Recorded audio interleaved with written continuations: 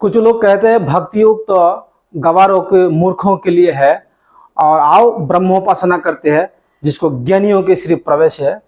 क्योंकि देखिए ये लोग उदाहरण देते हैं कि भक्ति योग में सर्वश्रेष्ठ भक्त कौन है? भगवान श्री कृष्ण का। गोपिया, और गोपिया कहाँ की है? ब्रज की। वो लोग क्या करते थे? ब्रज के ग्वालिनी है, गवार, पढ़ाई लिखाई कुछ नहीं किया।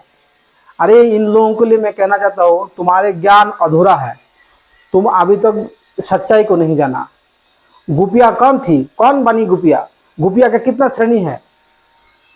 श्रुति रूपा, ऋषि रूपा, मिथिला की स्त्रियां, अयोध्या की स्त्रियां और देवांगनाएं, दंडकारण्य के मुनि ऋषि, कौशलपुरी की स्त्रियां, जहां कौशल्या जी जहां से आई है, पुलिंद कन्याएं। पुलिंद कन्या मतलब जो वन में ट्राइबल लोग रहते वो लोग, उनके कन्याएं, और यज्ञ सीता और लक्ष्मी की भी एक जोंड जो है वो भी भगवान श्री कृष्ण को प्राप्त करने के लिए ग्वालिनी बन के ही आई थी। अभी आपको नाम बता दिया है कि कितना सारे गोपियों के स्तर है। एक तो भगवान का नित्य सहचरी गोलोक वृंदावन में हमेशा सदा के लिए भगवान श्री कृष्ण के साथ लीला विलास करती है, वो नित्य गोपी है जो पहले बार रास को प्राप्त किया। इन सभी के नाम आपको बताया है। इनमें सबसे टॉप में जो नाम आता है श्रुति रूपा। श्रुति रूपा उसको कहते हैं जो श्रुति की अर्थात वेद वेदांत की जो शास्त्र का जो ऋचाई है वो दिव्य रूप धारण करके, वेद वेदांत क्या इसलिए वेद को भगवान स्वरूप ही माना जाता है, उनके अपना अलग से स्वरूप है। वो देवियां अपनी ऋचाएं अपने मूर्ति धारण करके भगवान श्री कृष्ण को पति रूप में पाने के लिए ही गोपी बन के आया। अभी बताइए ये लोग कितना पढ़ा लिखा है, वेद को जानने वाला कितना विद्वान होता है, और वो साक्षात वेद रूपा है। उनको आप मूर्ख समझते हो? ये लोग मूर्ख नहीं थे, ये लोग पढ़ा लिखा है, लेकिन इनके ज्ञान का अभिमान नहीं था तुम्हारे जैसा। तो ज्ञान होना बहुत जरूरी है, लेकिन ज्ञान का अभिमान होना बहुत खतरा है। ज्ञान का अभिमान नहीं होना चाहिए। और वो ज्ञान नहीं है जिस ज्ञान में आप कृष्ण को ही नहीं प्राप्त कर रहे हो, कृष्ण को ही प्रेम नहीं कर रहे हो, उस ज्ञान का क्या मूल्य है भाई? तो श्रुति रूपा गोपिया। उसके बाद ऋषि रूपा। दंडकारण्य में जो भगवान श्री रामचंद्र गए थे, भगवान रामचंद्र को वो दंडकारण्य में हजारों लाखों ऋषियां था। उस ऋषियों की उम्र था कितना साल? हजारों साल, 100 साल, 200 साल, सब बुजुर्ग थे। वो लोग गोपाल भगवान की आराधना करते थे। अष्टादश अक्षर महामंत्र के द्वारा गोपाल भगवान का आराधना करते थे। जब भगवान रामचंद्र उस वन में एंट्री हुई तो उनकी गोपाल आराधना बंद होके राम मूर्ति उनको स्फुरित हो रहा है। उन लोगों को लगा क्या हो गया, हमको गोपाल का आराधना नहीं हो रहा है, गोपाल ध्यान में नहीं आ रहा है, कुछ और ही ध्यान में नहीं आ रहा है। तो जब ये लोग आंख खुले तो सामने देखा भगवान श्री रामचंद्र का सुंदर मूर्ति।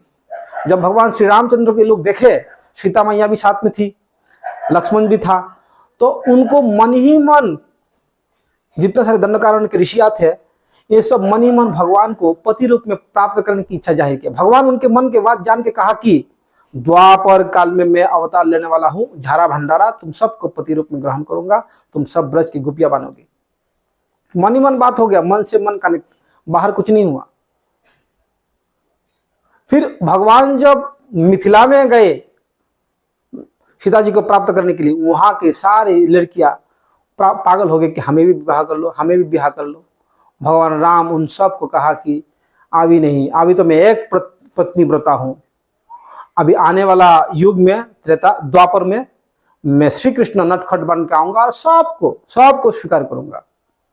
फिर भगवान जब कौशल्यापुरी में गए, कौशल्या जी की जो मायके है वहां गए, वहां का स्त्री भी पागल हो गया रामचंद्र को देखते, शादी करूंगा, ब्याह करूंगा। सबको कहा कि जाओ द्वापर काल में तुम लोगों को मौका मिलेगा।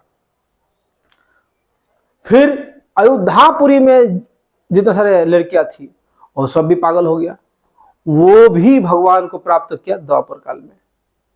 भगवान रामचंद्र जब जंगल में भटकते हुए चलते थे, वहां पे भील की कन्याएं, भिलनियां, उनकी कन्याएं, छोटे छोटे बच्चा, ये लोग भगवान रामचंद्र के चरण तल में कुमकुम केसर चंद्र लगा हुआ था, इनके छाती में लगाया करता था। रामचंद्र को देख के इनको प्यार हो गया कि हमें इनको पति रूप में चाहिए। भाई मन का तो इच्छा होता ही है, मन में तो इनकी सादा भक्ति से भगवान भी प्रसन्न हो गया और कहा कि चलो तुम लोग भी ब्रज की गोपी बन के आओगे। भगवान जब मत्स्य अवतार धारण किया, वहां बहुत सारे मछलियां की जो बिटिया है वो लोग भी भगवान जो मत्स्य अवतार को पति रूप में पाना चाहा, ये लोग भी गोपी बन के आई। भगवान जब वामन अवतार धारण किया तो वामन रूप को देखते ही बहुत सारे देवांगना के छोटे छोटे बच्चा लड़कियां वो सब पति रूप में प्राप्त करना चाहा, तो वो लोग भी गोपी बन के आई। देव कन्या आई। देव कन्या साधारण होता है? बताइए, गोपियों के जैसा श्रेष्ठ आप गोपी गीत पढ़िए, भ्रमर गीत, गोपी गीत, वेणु गीत, ये सब गीतों में गोपियों की विचक्षण बुद्धि को समझ पाएंगे। ये सब जो है पहली बार उनको रास मिला है, भगवान का दर्शन मिला, साक्षात संग मिला, ये सब पहली बार मिला। एक होता है ललिता, विशाखा, चंपकलता, इंदुलेखा, सुदेवी, रंगदेवी, तुंगविद्या, ये सब सखिया नित्य सहचरी है। मंजरिया जो है, रूप मंजरी, अनंग मंजरी, लवंग मंजरी, कस्तूरी मंजरी, ये सब जो है नित्य सहचर्या है। इनको पहला रास नहीं मिला, उनको कई बार रास मिल चुके हैं, ये सदा के लिए मिले। लेकिन जो पहली बार मिले इन सब, लेकिन एक बार मिलते ही सदा के लिए मिलते हैं, फिर वो नित्य सहचरी बन जाते हैं। तो भाई ऐसा कभी नहीं कहना कि गोपियां अनपढ़ थी, गोपियां कोई साधारण थी। गोपियां भगवान के इतना बड़ा ज्ञानी भक्त थे, तभी तो कृष्ण को प्राप्त कर पाया। उनमें ज्ञान का अहंकार नहीं था। उनके तृणादपि शुनिजना तरुरी व सहिष्णुना अमानना मानंदना कीर्तन सदाहरी, वो लोग सदा कीर्तन करते थे क्योंकि उनके अंदर का अहंकार नहीं था। ये लोग भगवान को प्राप्त किया है। कीर्तन कौन कर सकते सदा? जो अमानी हो गया, जो दूसरा को मान देता है, जो आपने को तीन का से भी हीन समझता है और तरु से भी सहिष्णु होता है, वो सदा के लिए हरिनाम कर सकते हैं।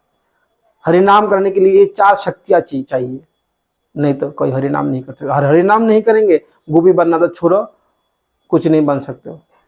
और लक्ष्मी जी जब देखी कि भगवान श्री कृष्ण का इतना सुंदर रूप, वो नारायण को छोड़ के आ गया, उनके जितने सारे सहचरी है वो भी छोड़ के आ गया, वो भी चाहा है कि कृष्ण को पति रूप में प्राप्त हो। गोपी अभी भी बैल वन में तपस्या कर रही है भगवान के रासलीला में एंट्री होने के लिए, उनको अभी तक एंट्री नहीं मिली क्योंकि वो ग्वालिनी बनने के लिए इनकार कर दिया। जाओ भाई, ग्वालिनी नहीं बनोगे तो मैं ग्वाल से शादी नहीं कर सकता। भगवान श्री कृष्ण अपने को ग्वाल बोलता है, ब्रजेंद्र नंदन, तो इसके लिए ग्वालिनी बनना बहुत जरूरी है। तो वो भी कुछ जो है तपस्या करके फिर जो है रास में एंट्री हुई, अर्थात ये भी गोपी बन के आई थी। गोपी बनने के बाद ही रास मिलता है, अर्थात ब्रजेंद्र नंदन श्री कृष्ण को प्राप्त होता है। वासुदेव कृष्ण को तो आपको प्राप्त हो जाएगा, वो कुछ अलग की बात है, इसके बारे में हम बाद में बताएंगे। और इसके बारे में बताएंगे कि ये देवकन्या और पुलिंद कन्या और जो दंडकारण्य के ऋषि लोग किस प्रकार क्या प्राप्त किए, इसके विस्तारित एक बार वर्णन करेंगे। हम तो आज शॉर्ट में बताया आपको, इससे आप लोग समझ लीजिए। हरे कृष्ण कृष्ण कृष्ण हरे हरे, हरे राम राम राम हरे हरे।